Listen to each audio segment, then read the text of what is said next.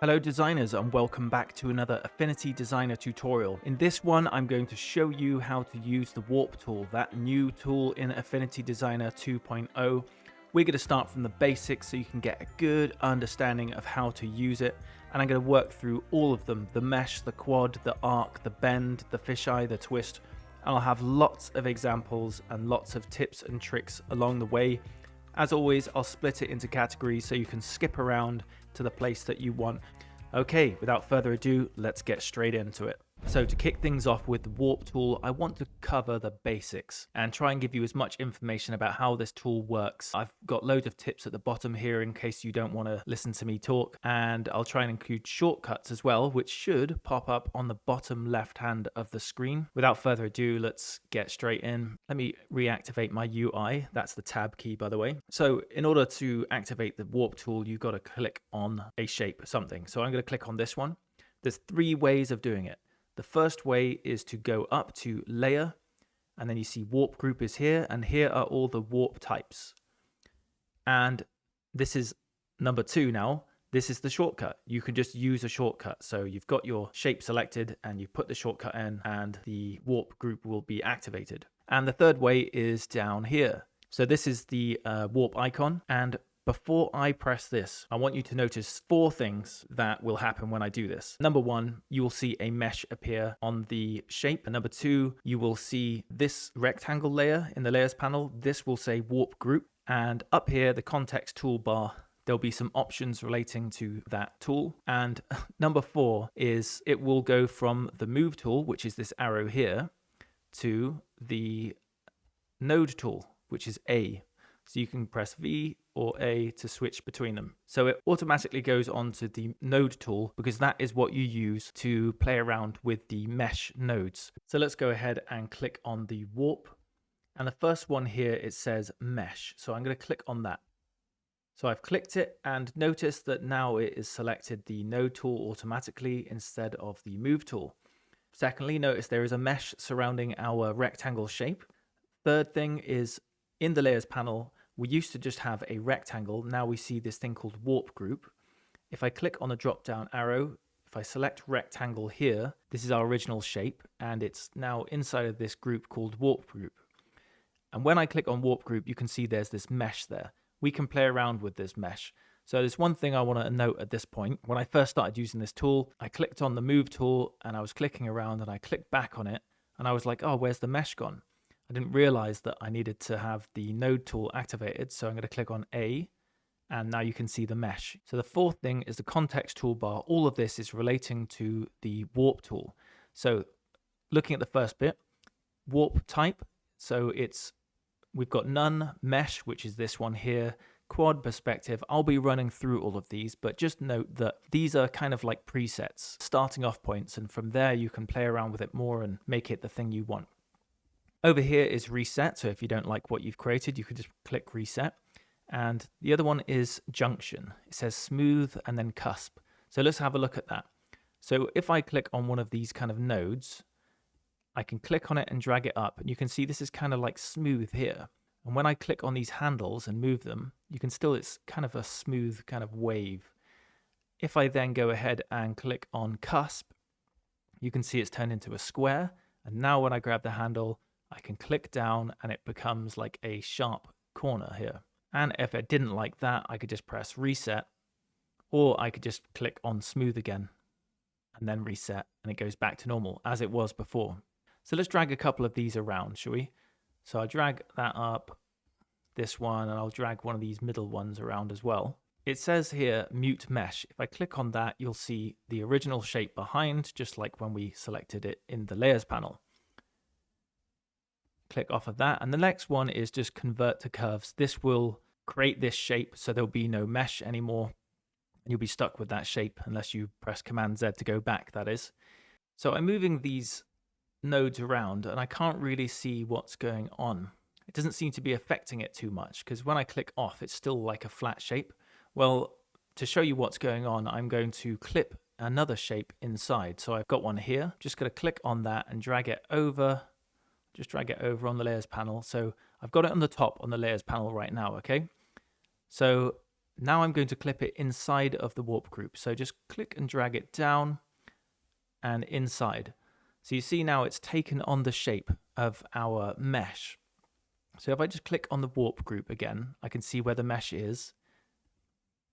And I can just drag it around and you can see it's taking on that shape. So that's kind of what it's doing. I'll show you another example of this so that it makes more sense with the contours that we're creating here. But let me just drag this shape out and drag it off. If I don't want this to be a warp group anymore, I just want it to be its normal shape again, I could either just drag this outside, and you see there it's just like an empty warp group. The mesh is still there. I can drag other things into it and it will take on that shape. Or I'll just press Command Z to go back. Or instead, what I like to do, it's a lot quicker. Warp group is selected here. I just press the shortcut Command Shift and G and that will ungroup it. Or you can go up to Layer here and click Ungroup there. So I'll just do the shortcut version this time. Command Shift G, and you see now we've just got a rectangle. We don't have that other warp group there, and that's all cool. So there's one more thing I want to tell you before I move on to the next bit, but remember, as I was saying, you can create a warp group. So Command Option G to create the warp group, and you go up to the warp type, and I was saying they were kind of presets. So if I just click on one of them, I'll make it a little bit smaller. I'll just press V, and then I can see the original shape behind, and I can make it a little bit smaller. So you can still, I'll click on A for the node tool. You can still play around with the values, but what I wanted to show you is that as soon as you add a node in here, like a sort of, you start adding to the mesh, this will turn into a mesh. So if I click on that, you can see it is now a mesh.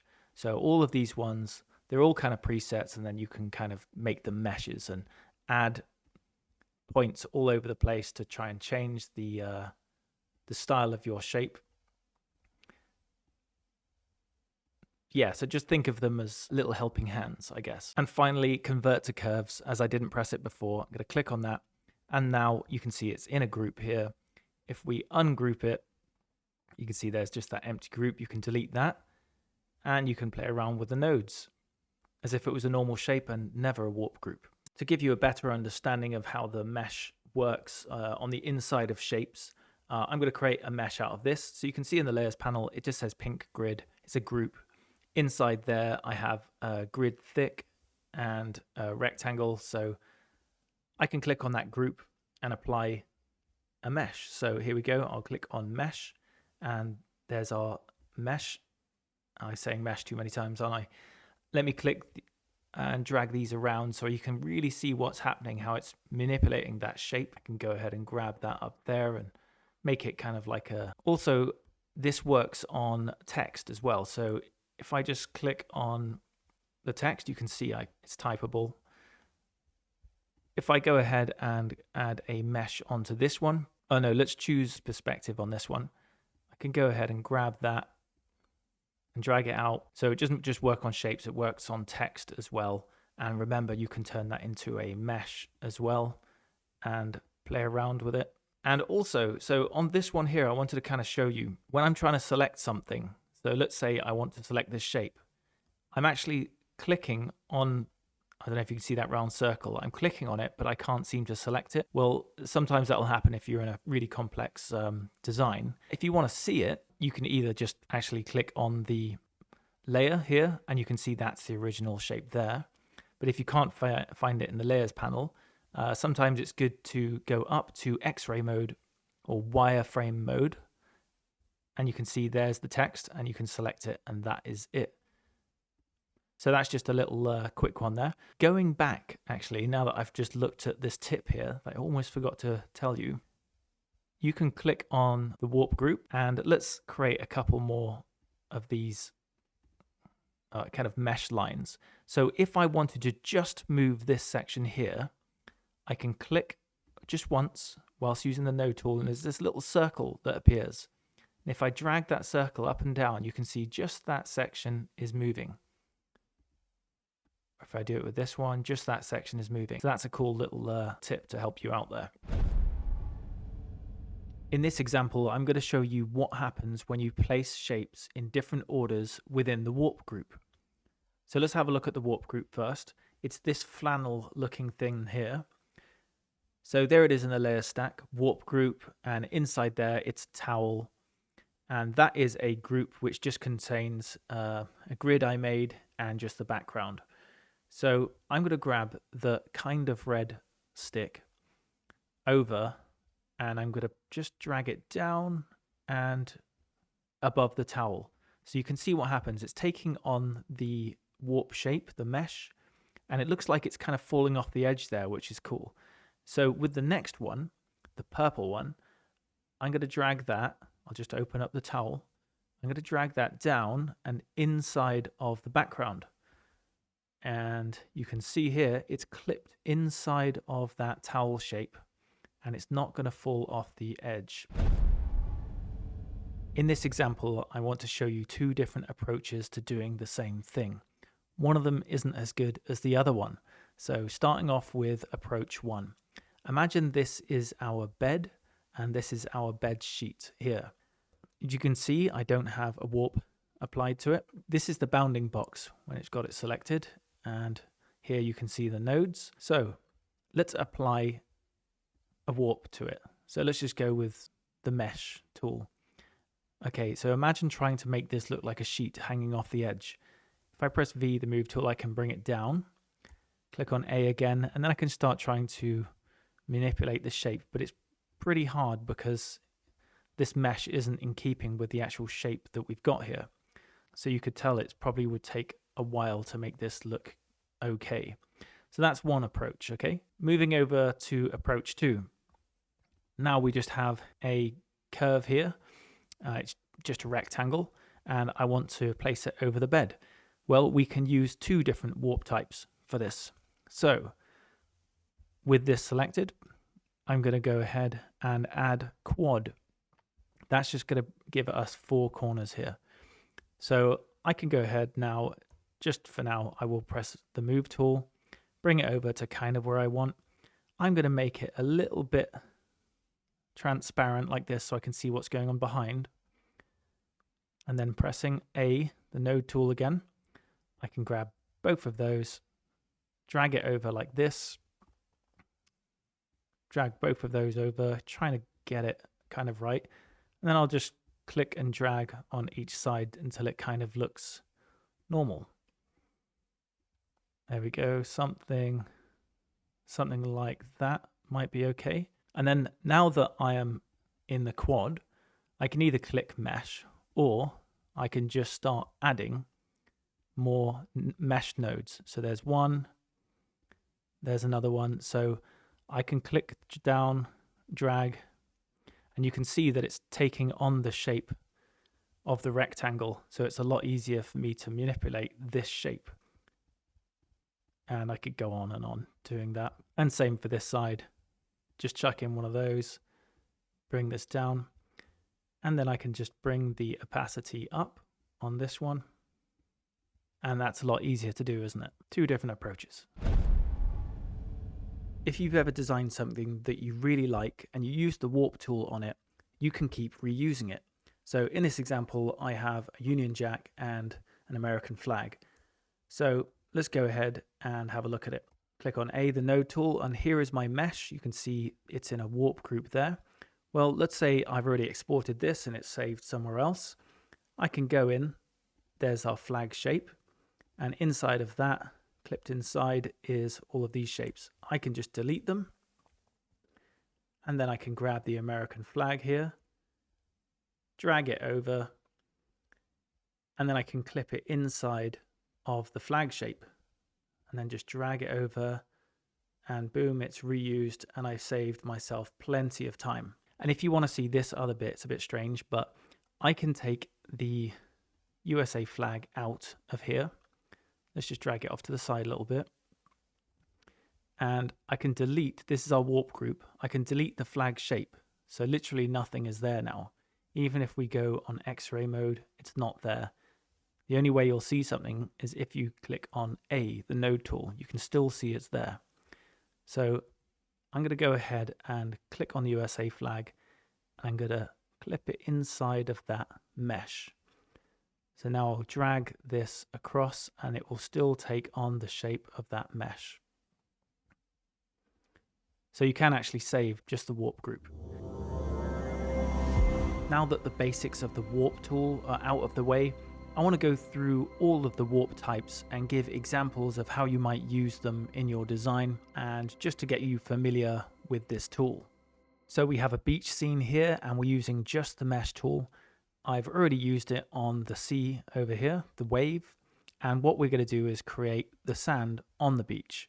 So I'll just show you how I've used it over here on the waves. So there you can see my mesh as it's kind of flowing around, just playing around with those nodes, and same in the background as well. Okay, let's move on to the beach. So here is our sand. So the first thing I'll do is go ahead and press Command Option and G to create a warp group. There it is. And then I will choose, I'll choose quad for now. I'm just going to stretch it into the kind of location that I want it to be. So I'll just stretch it out like that and like this. Yeah, that's about right. And what I'm going to do now is clip it inside of the beach underneath. So clip that in there, and now it's following along that path. And from this point, I can start adding nodes to it. So maybe I would have one here. Just click, there we go, I've created one there. And what I want it to do is kind of come around as if it's coming towards the viewer, I guess. So something like that. And for this one, I'll just drag it out like so.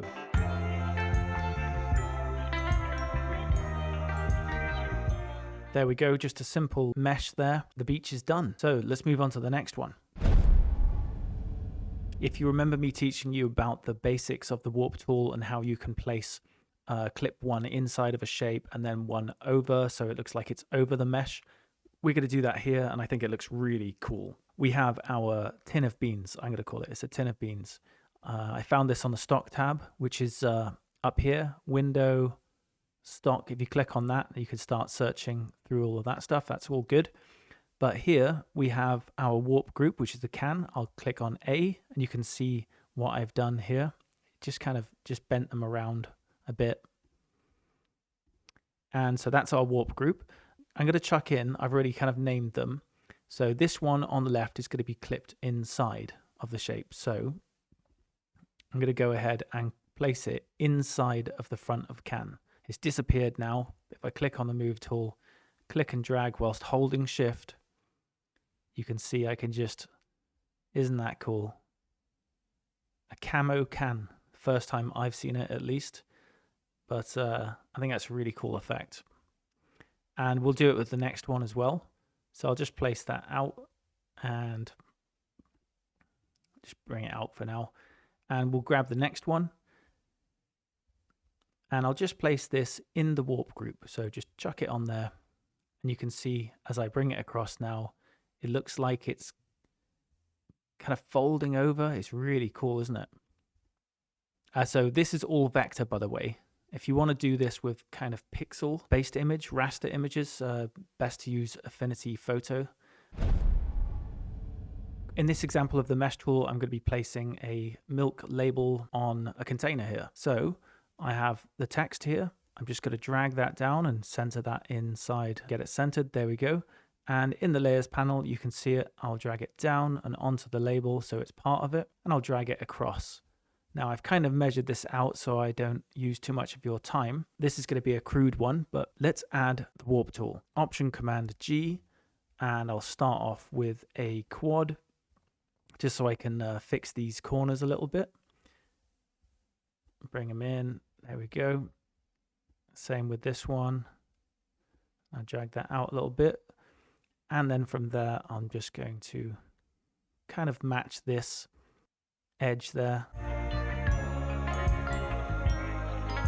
So although it was just a very quick way of doing it, it looks kind of okay from afar. Here's an example that might interest photographers. I'm going to combine photography, text, and the warp tool in Affinity 2.0. So what have we got here? 2 words, and we're going to wrap it around the inside of this spiral staircase. So let's have a look at the layers panel. we have two layers. The text is over, warp and staircase. I'm going to select both of them. I'm going to press Command G to put them in a group. And now with that group, we're going to go down to our warp, and I like starting off with quad. And from this point, I will start playing around with these nodes and you'll see what happens.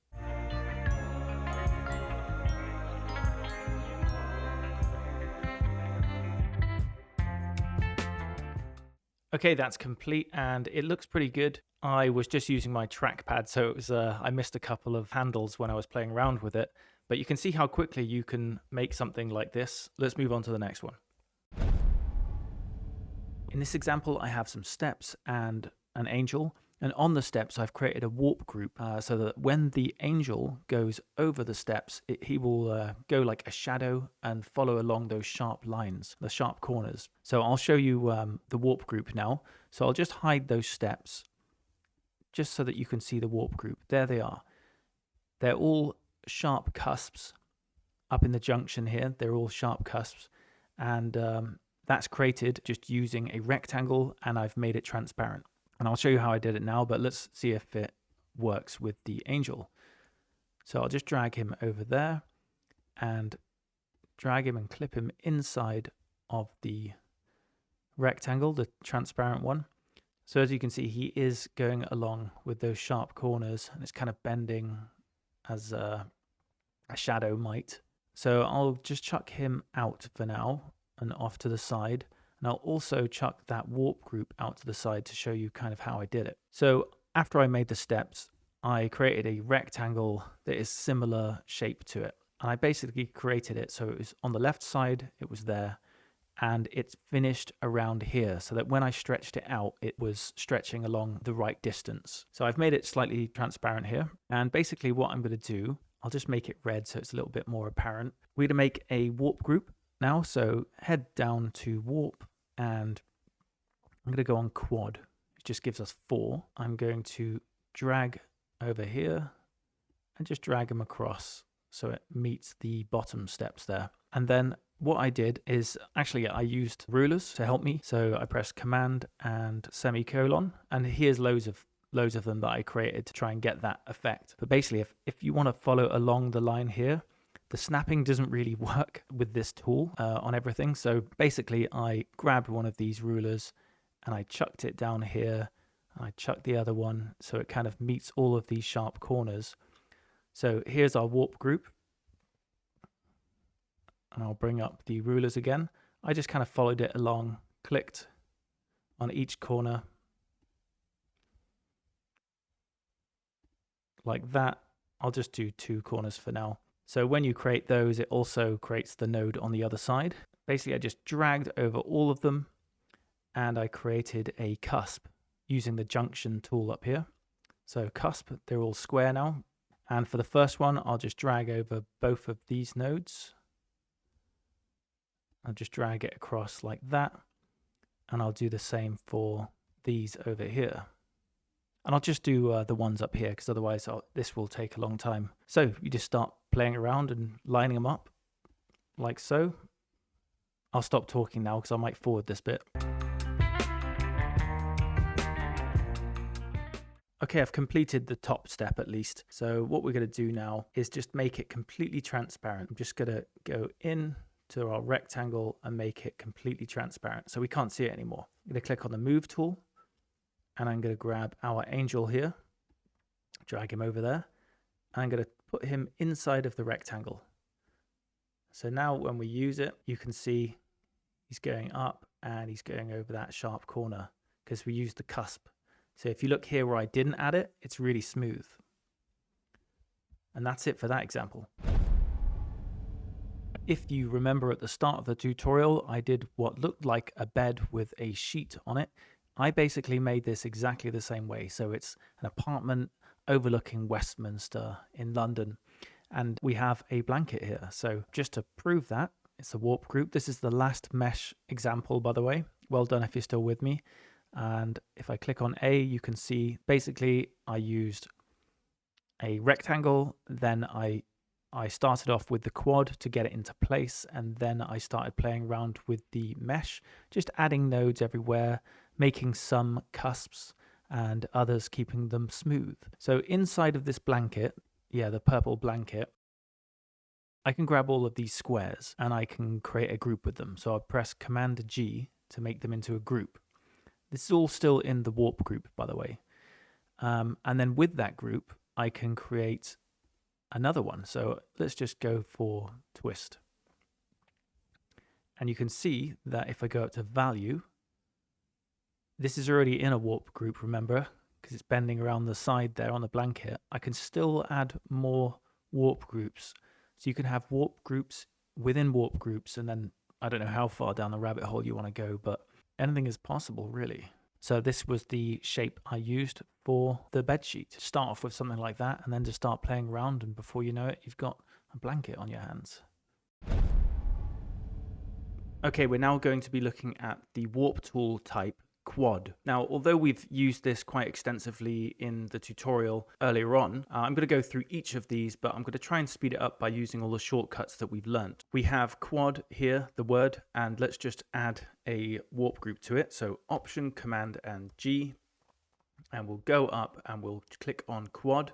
Now, why is it quad? Well, because there's 4 corners to it. So select both of those, and I'm just going to try and offer it up to the cloud so it looks a little bit cooler, and I'll bring just that side up and squish it in like that and make that a bit smaller. Also, you might have other elements in your design, such as this seagull over here. In the past, when we didn't have this tool, there was a few ways you could go about changing it. Say if you just want to make a quick change. So one of them might be just sort of rotating it a little bit, or clicking on the node tool and start making adjustments like this, but you can see how it might take a little while because these are all messed up now. Or you could have just selected a few nodes, head on up to transform mode, click on that, and then you can kind of start messing around with that. But you can see, again, it might take a little while to make it look good. So instead of all of that, now we can just select it and create a warp group, and we'll click on quad, and let's just change kind of like the look of this seagull. So there we go, a quick change made. Moving on, let's go to the next section, and it's within this document. So it's raining in the desert. So the next one is perspective, and we're going to make this word here. So there it is. There's the one we're going to use. I'll drag that down, and again we're just going to press Option Command G, head on up and choose perspective. So now with perspective, you see it's just 4 corners again, but it does react slightly differently, which I'll show you later on if you're sort of wondering. So I'm just going to select both of these, drag it down whilst holding Shift, keeps it in a straight line. And I'll do the same with this as well, just drag that over there.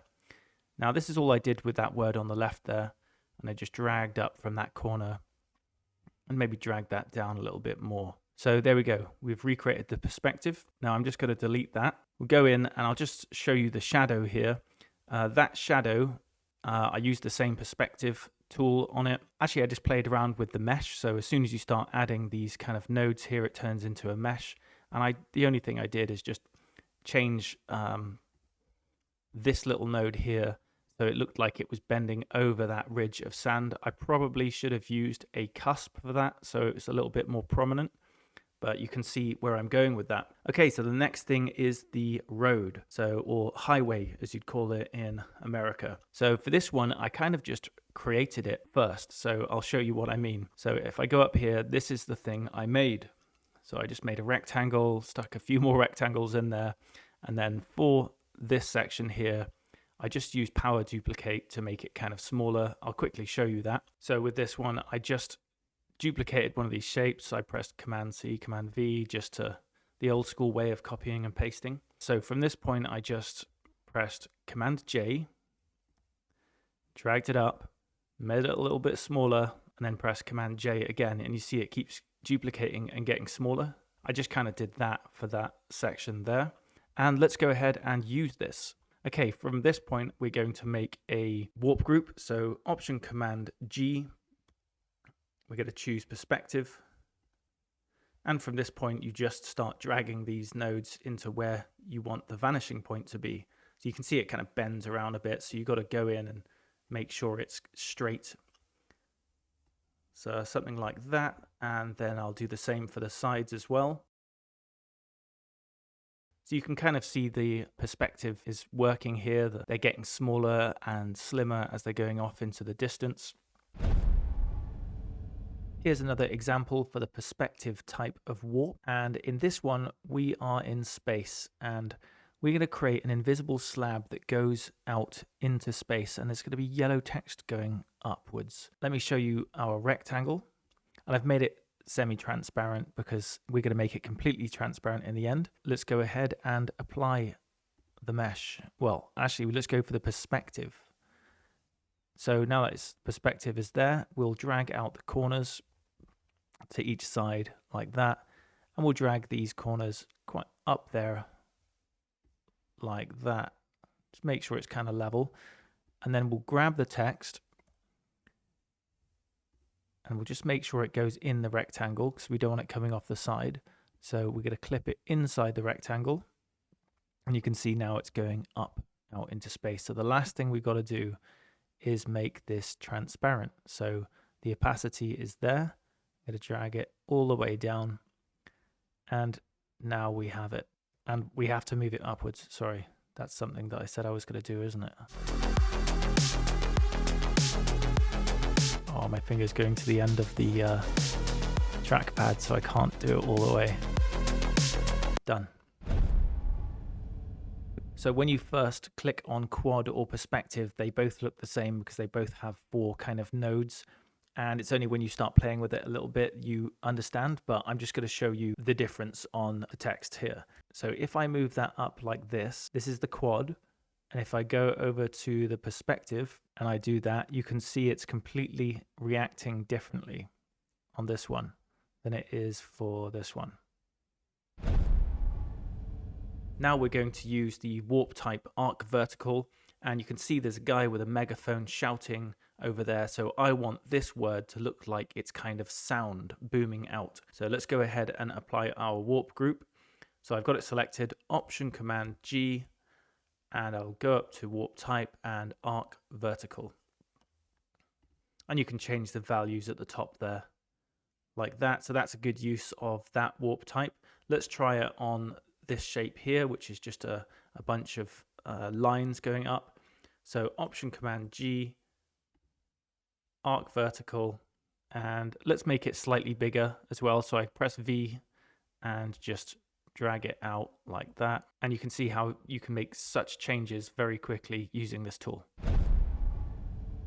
Now we're going to use the warp type arc horizontal, and this scene looks fine, but it could use some little change. So what we're going to do is add it to this word here. So Option Command G, head up, arc horizontal. And doesn't that look a lot better? I'm not even going to play with the values. Let's use the arc horizontal on a shape this time. So I've got a volume knob here and a volume indicator, and I'm going to apply it to this one here to see what we can do. So let's go ahead and press Option Command G, head on up to arc horizontal, and you can see it's bending around. Kind of looks okay, but it could be better. So I'm going to play with the value and whack it up to 100% like this, and kind of offer it up around about there. That looks a lot better, and it only took a few seconds to do. So here's an example of using the bend vertical warp type. As you can see on the left over here, this is the original shape, and this is with the warp type applied, bend vertical. And there's a few options here, but I want to show you this one down here. I've already applied it. So all I have to do is head up to the value and see what happens. So it kind of can turn it into a semicircle, and it goes both ways. So let's go ahead and apply that to this shape here. So this is a little sneaky one I made. It's just a group at the moment. I haven't applied anything to it. I'm going to go ahead and press Option Command G. I'm going to go up and bend vertical. And we'll see what this turns into. Can you guess? Yep, so it's kind of a dartboard and just made from a square. So I could duplicate that. So Command J, I'll just press that and it's duplicated that shape. I want to flip it around. So I'll head up here and flip horizontal and it doesn't look quite right. So let's flip vertical. And there we go. You've got your dartboard there, all made from a square. Now we're looking at the bend horizontal warp type. And as you can see, this is the original text and this is with it applied. So I'm just going to go ahead and click on the layer warp group and click on A so we can start playing around with it. And you can see I've just put a value of -5. You can do it kind of like this. You go all the way to the extreme. It doesn't make sense, but that's kind of cool. On the right hand side is the original shape. On the left hand side is with it applied. Much like the bend vertical, but just the other way. Okay, let's test it out on this. So this is a surf scene that I created before. I'm just going to make it slightly smaller and then we will apply it. Okay, let's apply it. So Option Command G, bend horizontal, and you can see what's happening here. Let's change the value a little bit. So it kind of looks like a bent piece of paper, maybe like one of those postcards. And if you go all the way, I'll just zoom out so you can see. If you go all the way, it's kind of like one of those 360 videos. Obviously that just being 180, and you could potentially make the other side of it, you know, the rest of the sky, and complete that whole thing. But I thought that was kind of cool. Let's just copy and paste that and flip it vertical. Very strange. Okay, let's move on to the next one. So we're now going to look at the fisheye warp type, and I'm going to show you an example using the speaker that I've created on the right hand side. And first of all, on the left hand side, you'll see that I've already applied it to this warp group. So if you started off with this on the left and on the right, it's already applied the fisheye. You can see that's what happens when you put the value to -100, and that's 100%. And same thing with the one down there. But the example I want to show you is the speaker. So imagine we want to stick this sound in here and make it look 360. So let's go ahead and copy this and make it slightly bigger. So imagine you just wanted to apply the sound to there to make it look like it's warped. Let's go ahead and apply it. So Option Command G, I'm going to go down to fisheye.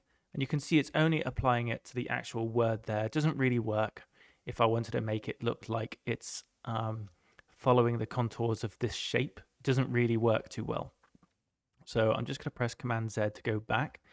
So what you could do is add it onto this shape here and then make this. By the way, this isn't the good way to do it, but I'm going to show you anyway so you can see the difference. So in the layers panel, I'm just going to drag it into there so it's kind of clipped inside. It does have a 3D effect on this shape here, just so I can show you. 3D effect is applied, which is why it kind of looks like that. So now from this point, we could go and add the warp type. So let's do that. Option Command G, and we'll go to fisheye. And look at what happens when I increase the value. It no longer retains its circular shape. So I don't want that either. So I'm going to press Command Z to go back a few times. So I don't want that in there. Okay, so what I would do in this scenario is to copy this. So I've made a copy. By the way, I just held Command and Shift and dragged that down, which is why it made a copy. So from this point, I'd probably just get rid of the 3D effect and make it a little bit lighter. So now I want to clip this sound inside of the circle. So I'll go ahead and do that. And in the layers panel, I will just drag it down. So now it's clipped inside of it. And from this point forward, I'm going to make it completely transparent, the background, so you can't see it anymore. And now I'm going to apply the warp type. So let's go ahead and do that. So Option Command G, go down to fisheye, and you can see it's giving me the fisheye look to it. So I can make it kind of like this. And let's see if that works. So I'm going to drag that over this shape here. I can either drag so I can see it because it's obviously hiding there, but underneath the center speaker. You can either drag it up like that, or I can press Command and the left bracket key to bring it down, or right bracket key to bring it up. So as you can see now, it seems to work a little bit better. I can make this slightly smaller so it kind of fits in there. And now it's kind of doing what I want it to do. Okay, that's the fisheye warp type. Okay, the last warp type, which is twist. We've kind of used it earlier on a little bit, but I'm just going to show you an example of it on a swimming pool, which I've kind of created on the right hand side here. So let's go ahead and apply it to this word so we can see what it does. So Option Command G and go down to twist, and let's play with the values.